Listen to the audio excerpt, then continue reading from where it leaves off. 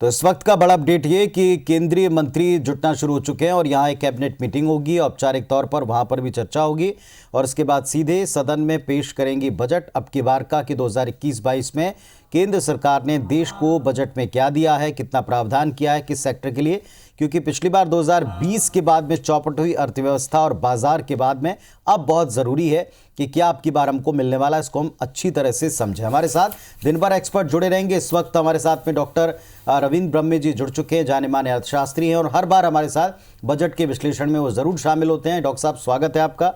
Thank you. और पहले तो मैं, चूँकि नौकरी पेशा लोग, तमाम व्यापारी वर्ग के लोग हम दिखाते रहे कि उनकी क्या क्या उम्मीदें हैं, मैं आपसे पूछता हूं आपको क्या लगता है, क्योंकि एक प्रधानमंत्री जी की जो लाइन है वो दिमाग में मेरे छपी हुई है। उन्होंने कहा कि पिछली बार 3-4 मिनी बजट आए थे, उसका एक्सटेंशन होगा। आपको क्या लगता है? देखिए, ये एक ऐसा अवसर है कि जिसमें इकोनॉमी जो एक रिवाइवल पाथ में आ रही है, में जो सुधार हो रहा है, इसको सस्टेन करने की ज़रूरत है। इसको आप कैसे बना के रखेंगे आगे, ये ज़रूरत है।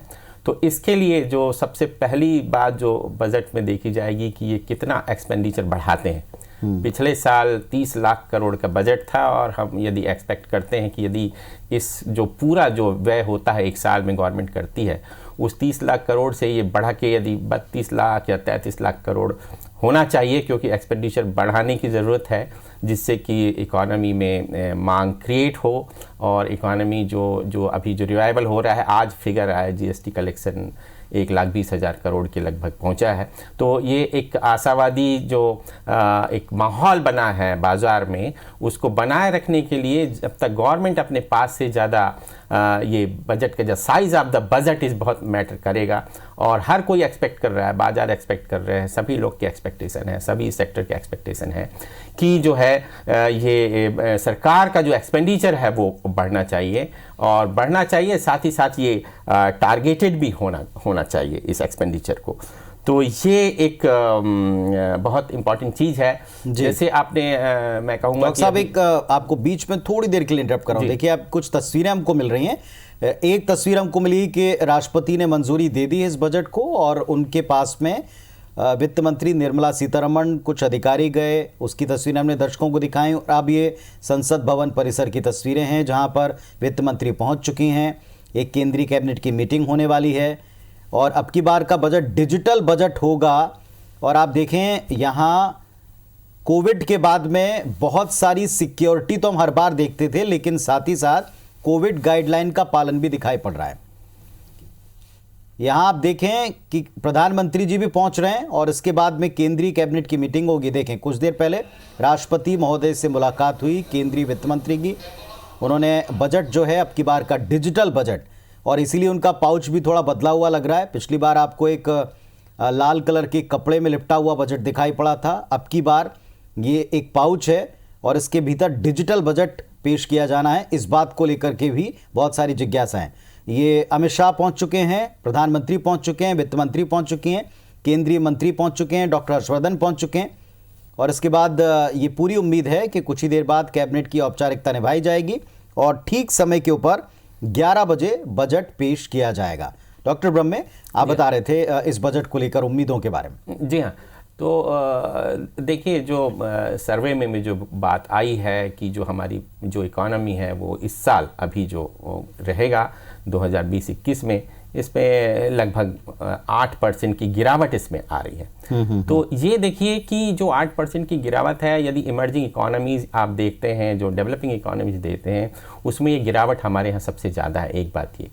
दूसरा, जो रिकवरी की जो बात हो रही है कि हम जो नेक्स्ट ईयर है 21-22 में हमारी 11% की ग्रोथ रेट होगी, ये कह रहे हैं। तो ये जो है, यदि हम इस जो घाटा है इसको, यदि जो हमारी इस बार कम हुई है ग्रोथ रेट, इसको हटा दें तो हमारी वास्तविक जो वृद्धि रहेगी वो 2-2.5 से लेके 3% की ग्रोथ रेट रहेगी। जो हम 11% की ग्रोथ कह रहे हैं वो 2.5 से 3% की ग्रोथ रेट रहेगी, क्योंकि 8% की इस बार कम हो गई है। तो इसको एडजस्ट करेंगे तो 2.5-3% की ग्रोथ। तो ये जो एक्सपेक्टेशन है कि हम 11% की ग्रोथ, जो कि वास्तव में 2.5 से 3% होगी, ये सारे एक्सपेक्टेशन आपके बजट में किस प्रकार से आपके जो एक्सपेंडिचर होंगे और जो टारगेटेड होंगे। एक बहुत इंपॉर्टेंट बात कही जा रही है कि भाई हमारी इकोनॉमी में वी शेप रिकवरी आ जाएगी। आप सुन रहे होंगे कि पिछले कई समय से वी शेप रिकवरी है, पर देखिए वी शेप रिकवरी नहीं होती है, मैं उसको कहूंगा कि वो के शेप रिकवरी। वाई के एक ऐसा बनता है कि के में एक तो ऊपर जाता है, एक नीचे, मतलब कुछ सेक्टर में रिकवरी हो रही है, कुछ सेक्टर जो है अभी भी उनको जरूरत है जहां रिवाइवल नहीं हो रहा है। तो दिस रिकवरी इज, जो वी शेप रिकवरी तब होगी कि अब जो के शेप जो रिकवरी है जिसमें कुछ जो सेक्टर प्रभावित हुए हैं, यानी कुछ सेक्टर बढ़ रहे हैं, कुछ सेक्टर में ज्यादा गिरावट है, कुछ सेक्टर में अच्छी ग्रोथ है। तो जो सेक्टर ज्यादा प्रभावित हुए हैं तो यदि आप ध्यान देंगे उन पर, तो आप जो है एक अच्छी वी शेप रिकवरी की कल्पना कर सकते हैं। जो आप 11% का टारगेट कर रहे हैं, तो बहुत कुछ डिपेंड करेगा कि जो बजट है ये कैसा, इसका जो है ये कितना आशावाद और कितना रचनात्मक होगा इकोनॉमी के लिए, और जिसे मैं कहूँगा कि जो क्या इकोनॉमिक वैक्सीन होगी। बजट इज लाइक हम वैक्सीनेशन चल रहा है अभी इकोनॉमी में, ये कोरोना वायरस का वैक्सीनेशन चल रहा है, तो ये बजट वित्त मंत्री के सामने चुनौती है कि क्या ये इकोनॉमिक वैक्सीनेशन हो पाएगा। बहुत अच्छी आपने टर्म दिया आज की, इकोनॉमिक वैक्सीनेशन है। और इकोनॉमिक वैक्सीनेशन की अगर हम कहें कि पहले 1-2 डोज हमको मिल चुकी हैं, पिछली बार कुछ थोड़े से पैकेजेस मिले थे, हालांकि आम लोगों को इसमें कितना मिला इस पर एक चर्चा, एक बहस हो सकती है, अलग से चलती भी रही है। लेकिन फिलहाल अब की बार डिजिटल होगा। मैं फिर आपको भी दिखाता हूँ, तस्वीरें आप देख रहे हैं बीच में कि यहाँ एक रेड कलर के पाउच के भीतर आई थिंक इसके अंदर एक टैब होना चाहिए, क्योंकि इसे डिजिटल बजट करार दिया है। और अब हम सब की, आपकी, हमारी सबकी आदत हो गई है, ऑनलाइन ट्रांजैक्शन को हम बढ़ावा दे चुके हैं, ऑनलाइन पढ़ाई होने लग गई है, अब की बार डिजिटली बहुत सारी मीटिंग होने लगी हैं। तो क्या माने आप, अब की बार डिजिटल के ऊपर या डिजिटल इंफ्रास्ट्रक्चर के ऊपर बहुत बड़ा फोकस रहने वाला है? डिजिटल इंफ्रास्ट्रक्चर तो पे फोकस देने की ज़रूरत है, क्योंकि देखिए अभी यदि रूरल एरियाज़ में है जो डिजिटल कनेक्टिविटी है वो उसकी बहुत पहुंच बढ़ाने की ज़रूरत है। और दूसरी चीज़ जो कि डिजिटल डिवाइड है, मैं कहूँगा डिजिटल डिवाइड, यानी जो एक असमानता है, डिजिटल असमानता जो है, एक धन की असमानता है, संपत्ति की असमानता है, आय की असमानता है। एक असमानता डिजिटल डिवाइड की है कि किसी के पास पहुंच है डिजिटल संसाधनों तक और किसी के पास नहीं है पहुंच। तो मैं कहूँगा कि उनको आप, यदि ये डिजिटल बजट होगा, यदि आप जो डिजिटल डिवाइड को यदि आप कम कर सकते हैं देश में, क्योंकि अभी भी यदि जो क्लासेस ऑनलाइन चल रही हैं और सारी चीज़ें ऑनलाइन हैं, तो उसमें जो गरीब वर्ग के भी जो छात्र हैं, स्टूडेंट हैं, उनको उनके पास पहुंच, उनको इंक्लूड करना उस डिजिटल जो आपका एक डिजिटल जो आपका मैप है उसके अंदर, तो ये एक चुनौती है। यदि डिजिटल बजट पूरी रूप से रहना है तो मैं कहूँगा कि डिजिटल डिवाइड को आप कम करिए जी, क्योंकि हाथ में जो मैंने कहा ना कि पिछली बार आपको भी याद होगा कि हम लोग हर बार एक पोटली कहते थे, फिर एक ब्रीफ केस हुआ करता था, फिर उसके बाद उसकी जगह एक बारीक से बैग ने ली थी, और अब की बार एक जो पाउच दिख रहा है उसमें टैब ही आ सकता है। तो एक टैब में शायद अब की बार है, क्योंकि ये बार बार क्लेम किया जा रहा है कि डिजिटल बजट है और पेपरलेस बजट है। पेपरलेस वर्किंग को भी बढ़ावा देने के लिए पिछले बार एक चर्चा छिड़ी थी, लेकिन ये इतनी जल्दी होगा और बीता हुआ साल हमको जो कुछ देकर गया है उसमें इतनी शीघ्रता से इसे करना पड़ेगा, ये बड़ा मुश्किल था। एक बड़ा सेक्टर है, पूरा बाजार अर्थव्यवस्था के लिहाज से चौपट रहा, क्योंकि शायद ही कभी ऐसा दौर किसी ने देखा हो। हमने तो पहली बार देखा कि सारा का सारा देश बंद था, रेलवे सेक्टर बंद था। किस सेक्टर में आपको लगता है कि सरकार का प्राइमरी फोकस रह सकता है अपनी इनकम को बढ़ाने के लिए? देखिए, यदि इकोनॉमी को आपको जो रिकवरी को सस्टेन करना है और आपको ग्रोथ करनी है और डेवलपमेंट करना है, तो दो चीज़ें हैं। एक तो आपको, और दो चीज़ों की उम्मीद मैं बजट से करता हूँ और ये होनी चाहिए ज़रूर, कि जितना अधिक ये इंफ्रास्ट्रक्चर पे फोकस कर सकते हैं और जो वेलफेयर प्रोग्राम्स हैं, देखिए जो जिन लोगों के रोज़गार गए हैं, खासकर जो असंगठित क्षेत्र के बहुत लोगों के रोज़गार गए हैं, वहाँ वेलफेयर प्रोग्राम की ज़रूरत है, उनके एम्प्लॉयमेंट की ज़रूरत है।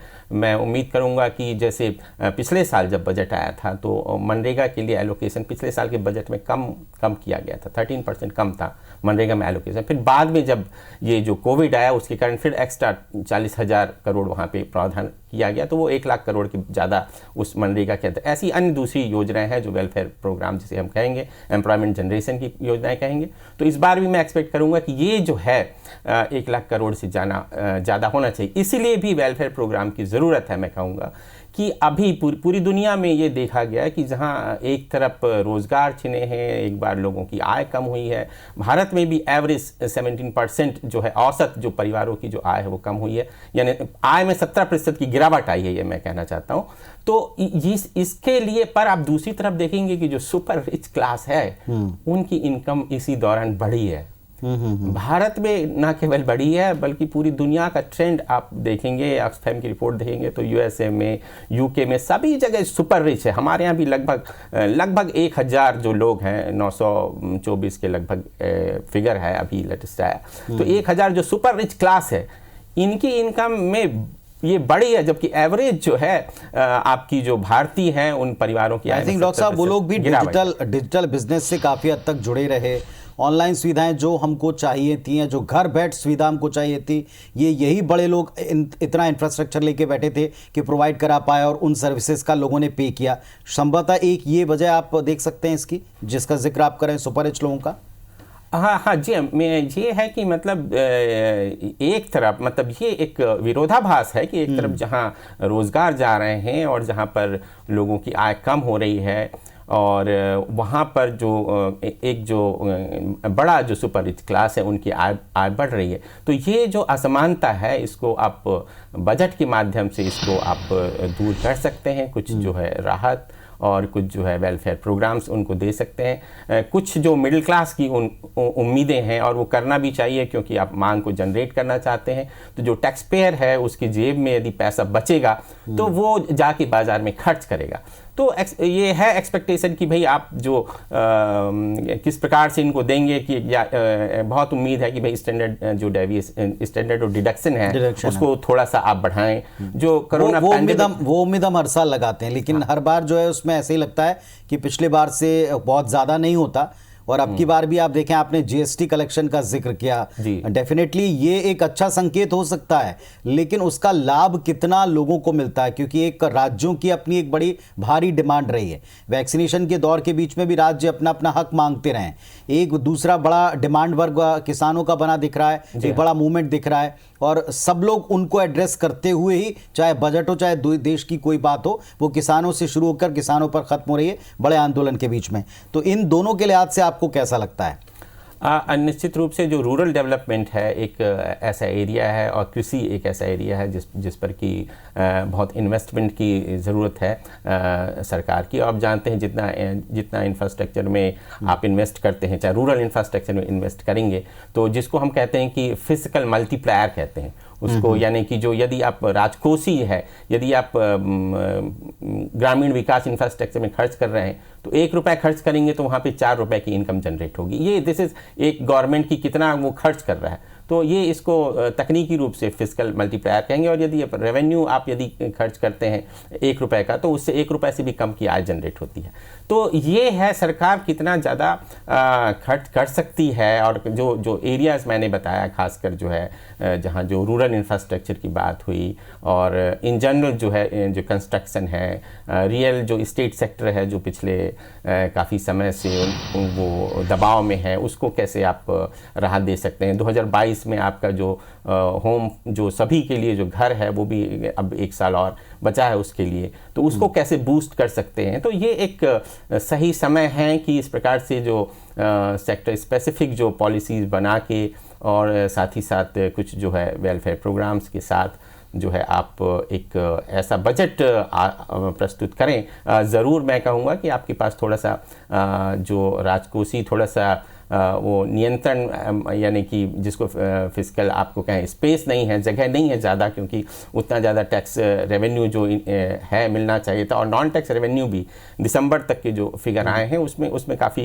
गिरावट आई है। 2 जनवरी में टैक्स कलेक्शन बढ़ा है पर, और रिकॉर्ड 1,20,000 करोड़ गया है, पर उसके बावजूद इनमें गिरावट है। तो ये एक दबाव है, और जिसका दबाव आपका फिजिकल डेफिसिट में देखने को मिलेगा। जो पिछले साल इन्होंने कहा था कि हम इस साल 3.3% का फिस्कल डेफिसिट रहेगा, वो बढ़ के लगभग 7.5 से लेकर 8.5% का जाने वाला है। वैसे भी सर देखिए, पिछले बार जब बजट पेश हुआ और उसके बाद जो दौर चला और पूरा देश जिस तरह से, दुनिया बल्कि जिस तरह से आगे बढ़ी, उसके बाद शायद सारे जो टारगेट्स थे या सारी जो उम्मीदें थी वो इस बात पर अटकी कि पहले तो आप बचा लें खुद को, पहले बचा लें अपने देश दुनिया को, उसके बाद आगे की चीज़ें देखेंगे।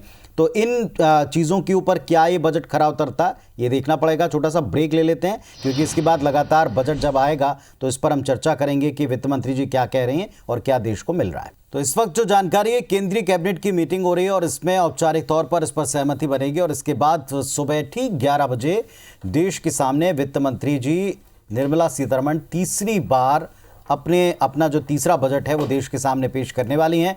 2020 काफ़ी चैलेंजिंग रहा और 2020 के बाद में एक वी शेप रिकवरी का जिक्र चल रहा है। मतलब किस तरीके से ये रिकवरी होगी और क्या इस टर्म का मतलब होता है, एक्सपर्ट के साथ में हम लगातार जुड़कर बातचीत करें। तस्वीरें एक बार और देख लें। वित्त मंत्री जी पहुंच चुकी हैं। राष्ट्रपति से मुलाकात के बाद उनसे औपचारिक तौर पर सहमति लेने के बाद में संसद भवन परिसर पहुंची। देखें आप, और अब की बार का डिजिटल बजट उन्होंने शोकेस किया इस रेड कलर के पाउच में जो उनके हाथों में है। और डिजिटल बजट होगा तो जाहिर तौर पर ये एक छोटा सा डिजिटल डायरी या जिसे आप लैपटॉप कह सकते हैं, छोटा सा एक टैब कह सकते हैं, ये उनके हाथ में और इसी में देश का बजट है। इसी में आप एक बार फिर से ये कैमरे आपको दिखा रहे हैं कि कैसे इसी में सारी उम्मीदें छिपी हुई हैं। तो 2021-22 को लेकर के बजट में क्या है, इस पर कयास हैं, इस पर उम्मीदें हैं और बहुत सारी जिम्मेदारी सरकार की है बाजार को और अर्थव्यवस्था को अप करने की। डॉक्टर रविंद्र ब्रह्मे हमारे साथ में सतत जुड़े हुए हैं, उनसे समझते हैं कि जिस ये वी शेप रिकवरी का डॉक्टर साहब जिक्र चल रहा है, ब्रह्मे साहब ये क्या है, ये वी शेप रिकवरी किस तरह से होगी? देखिए, वी शेप रिकवरी से तात्पर्य यही है कि जैसे हम इंग्लिश का वी जो अल्फ़ाबेट है, वी को बनाते हैं तो वी इस तरीके से दिखाता है कि वो सबसे पहले नीचे जा रहा है, नीचे की जा रहा है और फिर ऊपर की ओर उठ रहा है। तो ये हमारे यहाँ जो 2021 जो इस साल जो चल रहा है, तो हमने अभी गिरावट देखी है। यानी वी शेप रिकवरी का जो वी का पहला जो पार्ट है वो गिरावट जो हुई वो हमने देखा और उसको इकोनॉमिक सर्वे कह रहा है कि ये लगभग 8% की कमी आ गई है। पिछली साल हमारी जितनी आय थी, यदि मान लें हम पिछले साल हमारी 100 रुपये आमदनी थी तो इस साल हमारी आमदनी घट के 92 रुपये हो गई है, ऐसा इकोनॉमिक सर्वे कह रहा है इस साल हमारी। अब ये जो इस साल हुई है तो ये कह रहे हैं कि अगले साल ये अब यहाँ से लोअर जो लेवल है यहाँ से भी अब ये ऊपर की ओर जाएगा। तो ऊपर जाएगा तो ये कह रहे हैं ये रिकवरी हमारी जो है अगले साल जो है 21-22 में जो हमारी रिकवरी होगी ये हमारी होगी 11% की रिकवरी, ये एक्सपेक्ट कर रहे हैं। तो इस प्रकार से यदि देखें कि 8% की ये गिरावट और 11% की अगले साल जो ये वृद्धि कर रहे हैं, तो इस प्रकार से आप इसको मोटे तौर पे समझ सकते हैं कि या हमारी इकोनॉमी में 2.5 या 3% की रिकवरी होगी। एक बात यहाँ मैं ज़रूर कहना चाहूँगा कि कोविड के पहले जो हमारी इकोनॉमी थी, जो हमारा एक पहले इकोनॉमी जो 7% या 8% चलती थी, तो पिछले कोविड के पहले के जो 2 साल थे वो जो है 6% और 5% पे कोविड के पहले आ गई थी, जबकि कोविड नहीं था। तो हमारा चैलेंज तो ये है कि जब कोविड से हम रिकवरी कर रहे हैं तो अभी जो अगले साल जो रिकवरी होगी वो तो सिर्फ भरपाई हम करेंगे और उसके नेक्स्ट ईयर जो होगा 23-24 होगा, वहाँ पे जाकर क्या हम 6% और 7% की जो हमारी पहले की जो ग्रोथ रेट थी उस पे कैसे पहुँचेंगे, वो बहुत दारोमदार निर्भर करेगा इस बात का कि इस साल का बजट और जो अगले साल भी जो बजट होगा और ख़ासकर इस साल के बजट में हम क्या जो है उसको जो लॉन्ग रन जो ग्रोथ के लिए क्या प्रॉस्पेक्ट हम यहाँ पे दे सकते हैं, ये रहेगा। तो वी शेप रिकवरी की तो ये बात हुई, पर मैं इसको ये कहता हूँ कि ये वी शेप है, पर जैसे मैंने कहा कि एक्चुअली है ये के शेप। के जो वर्ड होता है, के में जो है एक ऊपर की ओर जाता है एक नीचे, यानी कुछ जो सेक्टर हैं, some of the sector of the economy, कुछ है जो क्षेत्र है जैसे एग्रीकल्चर का, फॉर एग्जांपल एग्रीकल्चर में ये रहा कि आप देखें इस साल जो है 3% की पॉजिटिव ग्रोथ रेट है। तो वो के का वो पार्ट समझ सकते हैं कि जो ग्रोथ कर रहा है। के का जो पार्ट जो नीचे जा रहा है आप अल्फाबेट का, उसमें समझ सकते हैं उसमें कुछ है, जैसे आप टूरिज्म देख लें, जैसे आप होटल इंडस्ट्री देख लें, तो इस प्रकार के जो सेक्टर हैं वो नीचे की ओर जा रहे हैं। तो एक्चुअली जो चैलेंज है वी से रिकवरी लाने के लिए कि जहां पर जो अर्थव्यवस्था के ऐसे क्षेत्र हैं जहाँ पर कि बहुत ज़्यादा रिसेशन आया है, जहाँ पे बहुत ज़्यादा प्रभावित हुए हैं लॉकडाउन से, जिससे कि इकोनॉमिक एक्टिविटी बंद हो गई है, वो कैसे आप उनको इम्प्रूव करते हैं, उनमें कैसे वापस रिकवरी आती है, तब कहीं जाके आप कह सकते हैं कि हाँ हमारी जो अर्थव्यवस्था है उसमें सभी क्षेत्रों की हालत में सुधार हुआ है और हम एक ग्रोथ प्रोसेस पे आगे बढ़ रहे हैं। अभी हम एक बड़े डायनेमिक दौर में भी हैं, अगर ये कहें तो गलत नहीं होगा। कृषि के एग्रीकल्चर के सेक्टर में गवर्नमेंट की जो थिंकिंग है, जिस तरीके से उन्होंने अपने हिसाब से कुछ डायनेमिक चेंजेस लाते हुए कुछ पॉलिसी में परिवर्तन किए, कुछ नए कानूनों का जिक्र देश में सबसे ज़्यादा इस वक्त हो रहा है। इसके बाद जिस तरह का एक तरफ किसानों को और किसानों के आंदोलन को लेकर भूचाल है, दूसरी तरफ एक आपने स्वयं स्वीकार किया कि स्के में जो ऊपर जाने वाले सेक्टर हैं उसमें एग्रीकल्चर सेक्टर दिखाई पड़ा, लेकिन फिर भी उस सेक्टर को एड्रेस करना ही पड़ेगा ऐसा हमको लगता है, क्योंकि पॉलिटिकल जो ज़रूरत नज़र आती है वो उस बड़े वर्ग को संतुष्ट करने की, संभालने की। आप क्या एक्सपेक्ट कर रहे हैं एग्रीकल्चर सेक्टर में? एग्रीकल्चर सेक्टर में ज़रूर वहाँ पर उसमें जो है उनको बेहतर मार्केटिंग की ज़रूरत है। उनके जो इनपुट्स हैं, कॉस्ट हैं, उसको किस प्रकार से आप उसमें उपलब्ध करा पाते हैं और किस प्रकार से उनको फेयर जो है प्राइस जो मिल पाएगा, क्योंकि ज़्यादातर किसानों की जो मांग है कि उनको जो उनका जो मिनिमम सपोर्ट प्राइस जो डिक्लेयर किया जाता है वो उसको बढ़ाए जाने की ज़रूरत है। ये उनकी बहुत मांग है। और ख़ासकर एग्रीकल्चर में जो इंफ्रास्ट्रक्चर जो ज़रूरतें हैं उनको आप कैसे पूरा कर सकते हैं। तो ज़रूर मुझे लगता है कि जो सेक्टर है एग्रीकल्चर जो क्षेत्र है उसमें ज़रूर इसमें, और ख़ासकर एग्रीकल्चर के साथ जुड़ा हुआ जो रूरल डेवलपमेंट सेक्टर है, क्षेत्र है, वहाँ पे इस बजट में ज़रूर कुछ एड्रेस यहाँ पे किया जाएगा। डॉक्टर साहब, एक और इम्पॉर्टेंट फैक्टर ये है कि जैसे प्रधानमंत्री, में फिर आऊँगा उसी सेंटेंस पे, उन्होंने ये बात कहा है कि उनको भी उम्मीद है वित्त मंत्री जी से कि अब की बार जो वित्त मंत्री बजट लेकर आने वाली हैं वो पिछले बार के 3-4 मिनी बजट का एक्सटेंशन होगा। अगर हम पिछले बार के एक्सटेंशन की तरफ देखें तो बहुत छोटे कारोबारी जो 10,000 से अपना कारोबार शुरू कर सकते हैं, ऐसे हाथ ठेला चलाने वाले, या अगर हम एम्प्लॉय की, कर्मचारियों की बात करें तो उन्होंने जिस तरह की कुछ चीज़ों के द्वार खोल दिए, जैसे उन्होंने ऋण को लेकर के कुछ घोषणाएं की हैं, उन्होंने ईपीएफ में अपना पैसा निकाल सकते हैं, इस तरह की कुछ सुविधाएं दी हैं। तो एक्सटेंशन क्या हो सकता है टैक्स पेयर के लिहाज से या नौकरी पेशा वर्ग के लिहाज से? नौकरी पेशा वर्ग के हिसाब से मैंने जैसे कहा कि डिमांड बढ़ाने के लिए आपको उनकी जेब में पैसा डालना पड़ेगा। पैसा डालने का मतलब है कि या तो आप उनका जो यदि नहीं, पर पिछली बार तो हमारा ही पैसा हमको मिलने लगा था, बस ये एक चीज़ दिखाई पड़ी थी। अगर हम देखें तो कर्ज में आप हमको राहत दे रहे थे तो वो इस तरीके से दे रहे थे कि आप 3 महीने ना दें, लेकिन ऐसा नहीं कि वो पूरी तरह मुफ्त सुविधा थी। हाँ जी हाँ, नहीं मैं तो ये चर्चा कर रहा था कि आप जो इनकम टैक्स लाएंगे एक कोई प्रतिक्रिया आ रही, सुन बात। ये होना नहीं चाहिए ऐसा। कोई कोरोना के नाम पे आप लिखा पढ़ी बंद हो जाएगी, क्या किताबें छपना बंद हो गए, प्रेस बंद हो गए? अच्छा सर, क्या उम्मीदें हैं सर, क्योंकि इस समय में विपक्ष के सामने जो सबसे बड़ा मसला है किसान चूँकि बैठे हुए हैं, आपको क्या उम्मीदें हैं सर इस बार के बजट से? कोई उम्मीद नहीं है। हमेशा ये सरकार मरों को मारती है, बड़ों को बढ़ाती है, तो वही इसमें होगा। भाई करोड़ों लोग जो घर बैठ गए। चलिए, पॉलिटिकल प्रतिक्रिया विपक्ष की मरों को मारती है और बड़ों को बढ़ाती है, ये विपक्ष की तरफ से प्रतिक्रिया, और सब लोग किसानों की बात कर रहे थे। इसलिए हमने कहा कि अब की बार का जो भी बजट है उसमें किसानों पर या खेती किसानी पर फोकस रहना बहुत लाजमी दिखता। देखें फिर एक बार तस्वीरें हमको मिल रही हैं, पूरा जो एक तरह से वित्त विभाग है, वित्त मंत्री हैं, उनके साथ में उनके सह मंत्री जो हैं अनुराग सिंह वो भी मौजूद हैं, साथ में दिखाई पड़ रहे हैं आपको। और ये जो लाल कलर का पैकेट है, इसके अंदर एक टैब है जिसमें पूरा डिजिटल बजट 2021-22 का है। प्रधानमंत्री संसद भवन पहुंच चुके हैं, केंद्रीय कैबिनेट की बैठक हो रही है, इसमें इसको औपचारिक तौर पर सहमति मिलेगी और ठीक 11 बजे यानी अब से कुछ देर बाद ये बजट देश के सामने आ जाएगा कि क्या अब की बार के बजट में साल 2021 के लिए रहता है।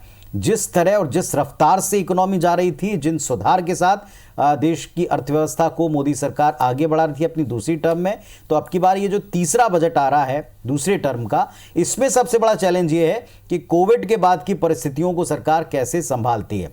एक ऐलान जैसे हमने आपको आज ही बताया, ये रेड कलर का पैकेट अच्छे से देख लें, इसी में देश का पहला डिजिटल बजट है। डिजिटल टैब में ये पूरी तरीके से होगा, पेपरलेस होगा, ये बताया जा रहा है, दावा किया जा रहा है। तो बजट से पहले कैबिनेट की बैठक जारी है। इस समय का बड़ा बजट का अपडेट आपको दे दें, कुछ ही देर बाद बजट पेश करना है वित्त मंत्री जी को। प्रधानमंत्री मोदी, केंद्रीय मंत्री अमित शाह इसमें मौजूद हैं, डॉक्टर हर्षवर्धन मौजूद हैं। कुछ ही देर में अब की बार का बजट पेश होगा।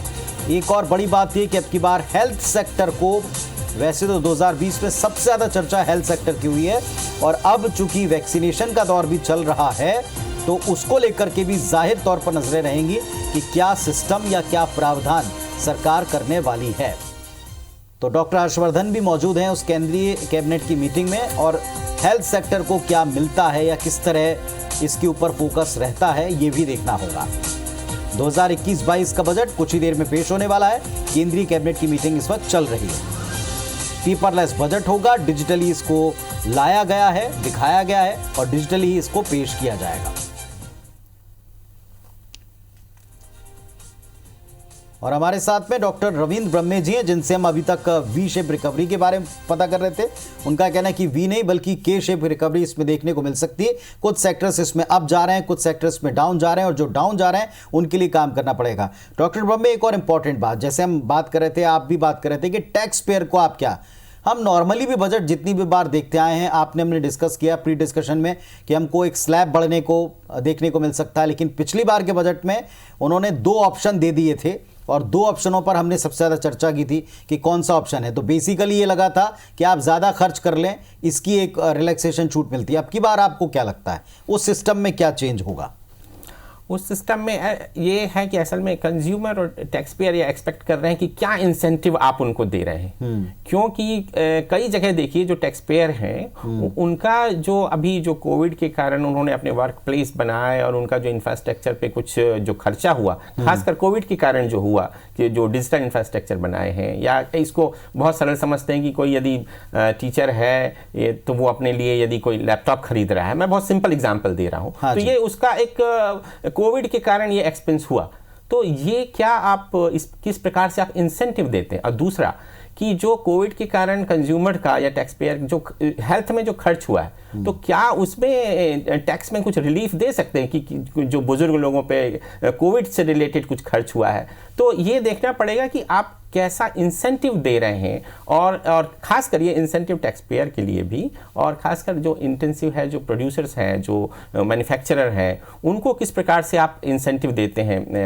प्रोडक्शन के लिए। तो ये दो चीज़ें हैं कि टैक्स पेयर कुछ इंसेंटिव चाहता है, क्योंकि उसकी जेब से कोविड के कारण जो खासकर खर्च हुआ है उससे रिलेटेड मैं ज़रूर एक्सपेक्ट करता हूं और होना चाहिए, उससे रिलेटेड कुछ इंसेंटिव टैक्स पेयर के लिए आना चाहिए, और खासकर इंडस्ट्री के लिए भी आना चाहिए, खासकर जो हेल्थ केयर जो कर रहे हैं, जिनका उत्पादन कर रहे हैं, हेल्थ केयर जो इंफ्रास्ट्रक्चर में लगे हुए हैं, उनके लिए क्या आप कुछ छूट दे सकते हैं, उनको कितने इंसेंटिव दे सकते हैं हेल्थ केयर इंडस्ट्री को, क्योंकि हमने देखा क्या आप उम्मीद करते हैं, क्योंकि वैक्सीनेशन का जिक्र जो है आपने भी किया और आपने बहुत अच्छा टर्म एक दिया कि ये इकोनॉमिक वैक्सीनेशन होगा, लेकिन वैक्सीनेशन एक तरफ अभी फर्स्ट फेज में है और ये हमारे फ्रंटलाइन वर्कर्स के लिए था, फ्रंटलाइन वॉरियर्स के लिए था। अब सारे देश को भी वैक्सीन लगना है, मिलना है, तो आपको लगता है कि अब की बार इस तरह का कोई प्रावधान भी किया जा सकता है? क्योंकि कई राज्य, छत्तीसगढ़ समेत कई राज्य ये पूछते आए कि भाई किस तरह होगा, कैसे मिलेगा, सबके लिए फ्री होगा या कुछ कॉस्ट होगी, राज्य को कैसे पड़ेगा, ये सारी बातें, इनका जिक्र क्या आपको लगता है इसमें होगा? हाँ जी, और हेल्थ सेक्टर के लिए कोई बड़ा ऐलान होगा? ऑलरेडी मुझे लग रहा है इसका जिक्र हो रहा है और इसका जिक्र बजट में रहेगा, और लगभग उम्मीद की गई है, क्योंकि ये वैक्सीनेशन 2 चरणों में होना है, और इसके लिए हेल्थ केयर का जो बजट है एलोकेशन, वो इस बजट में हमको बढ़ा हुआ देखने को मिलेगा, और ऐसा करना ही चाहिए। और एक्सपेक्टेड कर रहे हैं कुछ जो एजेंसीज हैं जिन्होंने इसको अनुमानित किया है कि लगभग इस पर 12,000 करोड़ का हेल्थ केयर का जो एक्सपेंडिचर है वो आने वाला है, जो वैक्सीनेशन भी होना है। तो हमको निश्चित रूप से एक हेल्थ केयर में एक जो पिछले साल की तुलना में हमको जो बजट है थोड़ा बढ़ा हुआ देखने के लिए मिलेगा। और ये है जो कोरोना है, इसने थोड़ा हमारा हेल्थ केयर जो इंफ्रास्ट्रक्चर है उसको भी एक्सपोज किया है कि हम हमारा जो हेल्थ केयर जो इंफ्रास्ट्रक्चर है वो कैसा है। तो इसको एक अच्छा हेल्थ केयर इंफ्रास्ट्रक्चर बनाने के लिए भी हमको कम से कम जो हेल्थ केयर है उसमें जीडीपी का 5 से लेकर 6% करना चाहिए, जिसमें कि हम अभी बहुत पीछे हैं। अभी हम बहुत पीछे हैं, हम तो 2% से भी कम जीडीपी का खर्च कर रहे हैं, 1.5% के लगभग। 2 और सेक्टर हैं डॉक्टर साहब, मुझे लगता है जिनका जिक्र होना बहुत ज़रूरी है। पहला है एजुकेशन। ये सरकार की टॉप मोस्ट प्रायोरिटी में हमेशा रहता है, ऐसा उनका दावा है। लेकिन जो सब कुछ बंद रहा उसमें एजुकेशन सेक्टर को भी बड़ा धक्का लगा। आपको लगता है इसको भी बूस्ट की आवश्यकता है और डिजिटल सेटअप वहाँ पर लगे? हमने देखा शहरों में तो चली ऑनलाइन क्लासेस चल गई, ग्रामीण सेक्टर में तो ये नौबत आ गई कि फ़ोन से पढ़ाने तक की स्थिति नहीं है। जी हाँ, वही मैंने कहा कि जब चर्चा हो रही थी कि डिजिटल बजट आ रहा है और डिजिटल बजट प्रस्तुत किया जा रहा है, तो उस समय मैंने ये कहा था कि ये जो डिजिटल डिवाइड है, ये जो डिजिटल असमानता है, इसको दूर करना हमारे देश में बहुत बहुत ज़रूरी है और आवश्यक भी है। और एजुकेशन में जो आपने इसी समय आपने नई एजुकेशन पॉलिसी भी आई है, जिस एजुकेशन पॉलिसी के मतलब मैं कहूँ कि जो 2 प्रमुख ऑब्जेक्टिव हैं कि एक तो इंक्लूसिवनेस होना चाहिए कि ज़्यादा से ज़्यादा हम लोगों को जो है एजुकेशन कैसे मिले, और जो हमने कहा है कि हमारा जो आपका जो हायर एजुकेशन है उसमें भी इनरोलमेंट हमको बढ़ाने की ज़रूरत है। हम इसको 2035 तक कह रहे हैं कि हमें 50% करना है। तो ये जो है कैसे हम इसको बढ़ाएंगे जब तक हम एजुकेशन में, और उन्होंने कहा है कि एजुकेशन में हम ज़्यादा खर्च करना चाह रहे हैं पर ये अभी बहुत कम है। तो ये एजुकेशन में 2 चीज़ हैं कि एक तो आप किस प्रकार से जो है ग्रॉस इनरोलमेंट रेशियो एजुकेशन में बढ़ाएं, आपके खासकर सेकेंडरी और टर्सरी एजुकेशन में बढ़ाने के लिए, और दूसरा एजुकेशन में कि जो आप एक गुणवत्ता वाले जो संस्थान हैं उसको बना के किस प्रकार से एजुकेशन में जो क्वालिटी है, क्योंकि आपने जो इसका जब प्रसार होगा तो उसमें क्वालिटी भी आपको एजुकेशन में रखनी पड़ेगी, क्योंकि कई हमारे ग्रेजुएट हैं जो निकलते हैं तो तमाम अध्ययन बताते हैं कि वो एम्प्लॉयबल नहीं होते हैं। तो इस प्रकार से ये आपको 2 जो आपके एजुकेशन पॉलिसी के ही ऑब्जेक्टिव हैं, जिसमें कि एक इनरोलमेंट को बढ़ाना यानी इंक्लूसिवनेस, सबको एक्सेसिबिलिटी हो, सबकी पहुंच हो एजुकेशन तक, और दूसरी जो है आपको उसकी गुणवत्ता भी बनानी होगी। तो इसके लिए आपको तो ज़रूर इसमें इन्वेस्टमेंट करना पड़ेगा, क्योंकि ये 2 ऐसा सेक्टर है, मैं खासकर मेंशन करना चाहूँगा कि हेल्थ केयर और एजुकेशन, ऐसा जिसको हम सॉफ्ट इंफ्रास्ट्रक्चर कहते हैं। सॉफ्ट इंफ्रास्ट्रक्चर है कि इसमें जो इन्वेस्टमेंट होगा वो भी आपकी ग्रोथ को बढ़ाता है, वो भी आपकी विकास को बढ़ाता है। यानी ये ज़रूर है कि आप फिजिकल इंफ्रास्ट्रक्चर में जो करते हैं, भौतिक इंफ्रास्ट्रक्चर में करते हैं, उसमें आपको तत्काल बढ़त मिलती है। अब बहुत कम वक्त बचा है, ऑलमोस्ट जो है हमारे पास में 10-15 मिनट है ये उम्मीदों पर बात करने की। इसके बाद में तो देश का बजट देश के सामने होगा। डॉक्टर रविंद्र ब्रह्मे हमारे साथ में कंटिन्यूअसली लगातार बने रहेंगे, और साथ में ये भी आपको बता दें कि हमारे साथ एक और एक्सपर्ट ज्वाइन कर रहे हैं। आदित्य जैन मनिया साहब हैं, बाजार के विशेषज्ञ हैं और हमेशा हर बार बजट को आसान शब्दों में समझाने में हमारा साथ देते हैं। तो वो भी हमारे साथ में एक छोटे से ब्रेक के बाद में ज्वाइन करने वाले हैं। तो बस अंतिम 10 मिनट बचे हैं जब देश का बजट देश के सामने होगा। इस वक्त केंद्रीय कैबिनेट की मीटिंग में उसको एक तरह औपचारिक मंजूरी दी जा रही है, और इसके बाद वित्त मंत्री जी सदन के पटल के ऊपर आकर डिजिटल बजट पहला देश के सामने रखने वाली हैं। हमारे साथ में एक्सपर्ट के तौर पर आदित्य जैन मनिया साहब जुड़े हैं, बाजार के विशेषज्ञ हैं। स्वागत है आपका आदित्य जी। पहली बात तो ये कि बाजार की जो हालत है और बाजार को जो जरूरत है उसकी कसौटी पर बजट के लिए आपकी उम्मीदें क्या है? आपकी उम्मीदें क्या है?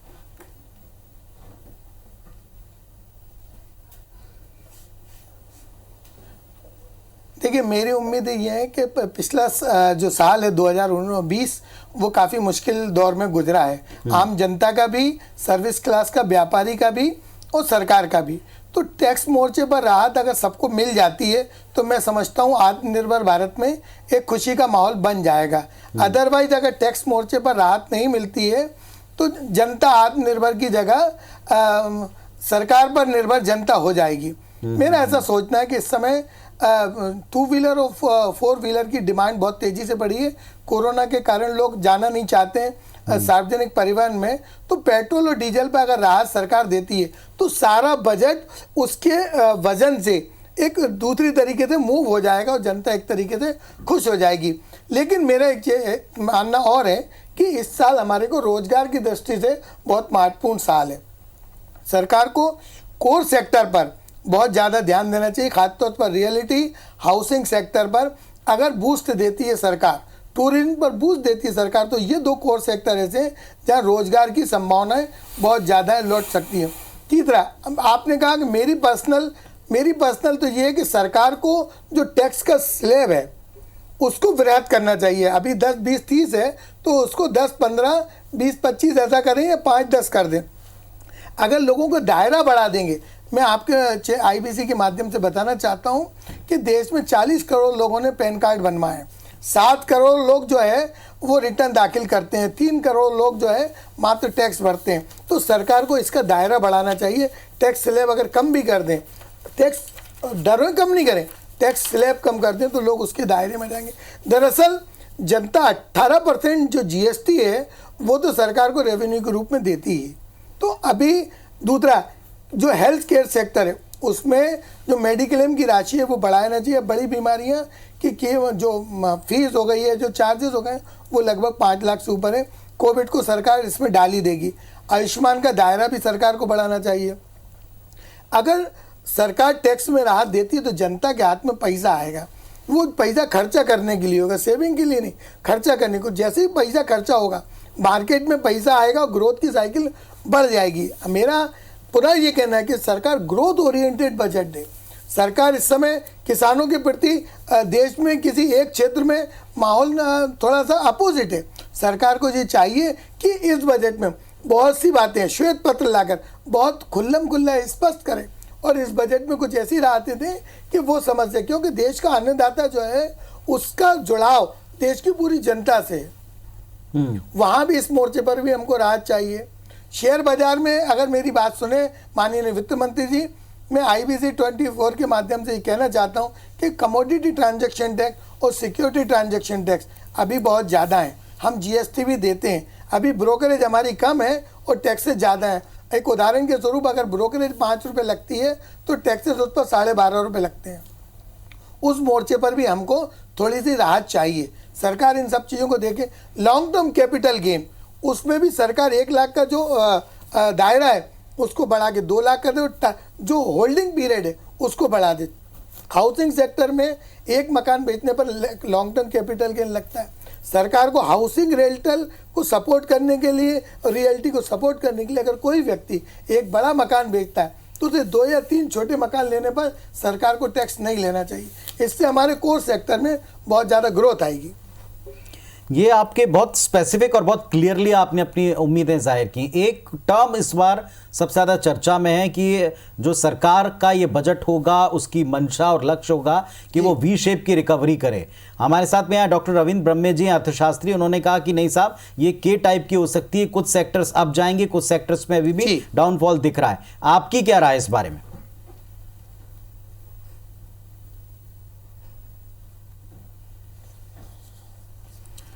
देखिए, V शेप रिकवरी की बात पिछले 1 हफ्ते से मैं कई देश दुनिया के एनालिस्ट कर चुके हैं। उसका कारण ये है कि हमारे यहाँ जो 135 करोड़ जनता है इसकी डिमांड बहुत तेजी से, चाहे इलेक्ट्रॉनिक सेक्टर में हो, चाहे रियल्टी में हो, चाहे 2 व्हीलर क्षेत्र में हो, चौतरफा डिमांड बढ़ रही है। आदमी ने अपने घर में जो पैसा उसका रखा था वो लगभग 10 महीने उसने खर्चा नहीं किया, अब उसके ऊपर खर्चा करने का समय आ गया है। तो ये बात हम मान सकते हैं कि दुनिया की बड़ी बड़ी कंपनियां भारत में आ रही हैं, भारत में डिमांड निकलेगी। लेकिन हम कहें कि क्लियरली V शेप रिकवरी आ जाएगी तो इसमें मेरे को अभी संशय है। क्यों? क्योंकि कई जगह पर हम देख रहे हैं कि सरकार की नीतियां, राज्य सरकारों की नीतियां इंडस्ट्रीज की फ्रेंडली नहीं है। उसके पहले सरकार को रेड कारपेट बिछाना पड़ेगा इंडस्ट्रीज के लिए, दुनिया की इंडस्ट्रीज के लिए। और जो छोटे मोटे डिपार्टमेंट हैं उनकी जगह एक क्लियरेंस, सिंगल विंडो क्लियरेंस सरकार को देनी पड़ेगी। ये हमारे यहाँ काफ़ी बड़ी विसंगति है कि इंडस्ट्री आना चाहती है, उद्योगपति उद्योग लगाना चाहते हैं, लेकिन कई जगह ऐसी बातें हो जाती हैं कि वो फ्रस्ट्रेट हो जाते हैं। एक गुजरात मॉडल को आप सामने रखिए। मुझे याद है जब मैं फेडरेशन में था तो दिल्ली में माननीय नरेंद्र मोदी जी उस समय गुजरात के चीफ मिनिस्टर थे। उनका ये कहना था कि आप मेरे गुजरात में आइए, आपके साथ मेरे 2 अधिकारी आपके ऑफिस में बैठेंगे, सारी क्लियरेंस वो लाएंगे, तब कहीं गुजरात इतने लंबे समय में ग्रोथ करके बैठा है। आज मध्य प्रदेश छत्तीसगढ़ की बात करते हैं तो हमारे यहाँ ये बड़ी विसंगति है।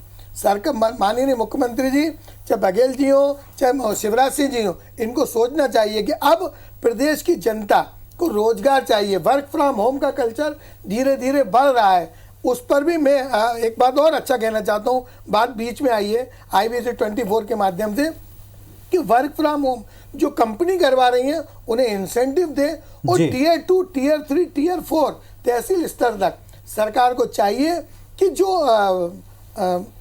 मोबाइल की कनेक्टिविटी है, जो इंटरनेट की कनेक्टिविटी, चाहे BSNL के माध्यम से दें चाहे, क्योंकि अब अगर देश में वर्क फ्रॉम होम कल्चर चालू हो गया तो आप ये यकीन मानिए कि देश का हर राज्य, हर तहसील, हर जिला बहुत समृद्ध होगा। और मैं उन युवाओं से कहना चाहता हूं कि वहीं रहे, वर्क फ्रॉम होम लें, अपने खर्चे भी कम करें, अपने परिवार के बहुत इंपॉर्टेंट बातें आप यहाँ पर कह रहे हैं आदित्य जी, बहुत इंपॉर्टेंट बातें, और एक तरह से जो सबकी एक्सपेक्टेशन है आपने बहुत कम शब्दों में उसको देश के सामने और इस समय हमारे चैनल के ऊपर रखा है। बहुत शुक्रिया आप दोनों का एक्सपर्ट के तौर पर। हर बार आप हमें बजट को समझने में बहुत हेल्प करते हैं, आम लोगों को बड़ी मदद मिलती है आपको सुनने के बाद में। तो अब वक्त बहुत कम बचा है, एक छोटे से ब्रेक के बाद जैसे ही वापसी होगी तो देश का बजट देश के सामने होगा। बने रहे हमारे साथ, लगातार देखते रहिए।